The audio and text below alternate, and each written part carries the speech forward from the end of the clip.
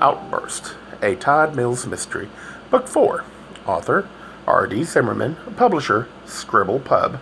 Minneapolis, Minnesota, 1998. Narrator, Eric Aust. Chapter 14. It had been a shit day at the office, and now it was a shit night. "Oh, God," moaned Douglas Sims to himself. At this rate, he wasn't going to get out of his cramped office in Government Center until after midnight. It didn't help that since late this afternoon he'd had trouble concentrating. Or rather, he'd been able to think about little else than that blonde Chris Kinney. More so than ever, he sensed she was a disaster waiting to happen. Well, over 12 hours ago, he started working on a legal brief for Judge Hawkins. A brief that was needed first thing tomorrow, but which Sims was beginning to think would take another full day of research. Sitting at his chaotic desk and sipping something like his 10th can of Coke, he started trembling. He stared at the mountain of books and papers and knew there was so much work. Plus, so much other crap that he could stay virtually all night and still barely make a dent. So what about Chris Kinney? Just who the hell was she? That was what really scared him. He couldn't find out anything about her. Not a thing.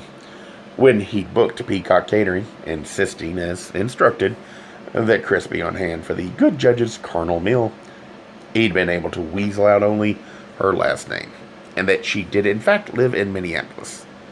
Nothing more. He then searched the phone books, finding a single Kinney K.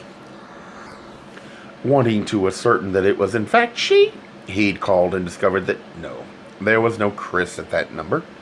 Sims had then called directory information, asked the operator for the number, and been told there was an unlisted number for a Christopher Kinney, and that was it. Wait a minute, now thought Sims. It hadn't occurred to him, but perhaps she lived at home with her parents. Perhaps the answer was that simple.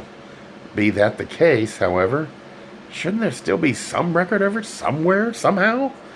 Absolutely, there should be a social security number, a driver's license, a vehicle registration, something at least.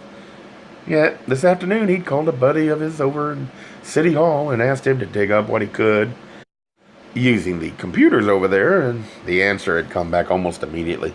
Nothing. As far as the city of Minneapolis was concerned, a young blonde girl by the name of Chris Kinney simply didn't exist. Leaning back in his chair and rubbing his eyes, Douglas Sims was beginning to understand what he had to do. He'd worked much too hard to get this far. His plans were proceeding perfectly, and yes, things were just about to fall into place, and there was no way in hell he was going to let some young bitch ruin it. Right, the sooner he got Chris Kinney out of the picture, the better. A Gay Mysteries audiobooks. I think it is easy to hate a label, but a face humanizes the word. So this effort is twofold. To offer comfort to those like myself that your world didn't end because you don't fit into the view of acceptable society on both sides. And in hopes of helping those with family that are LGBTQ, that it doesn't mean we are aliens from the child they once knew. Reassure them so they can maybe be supportive at the same time, being true to their values.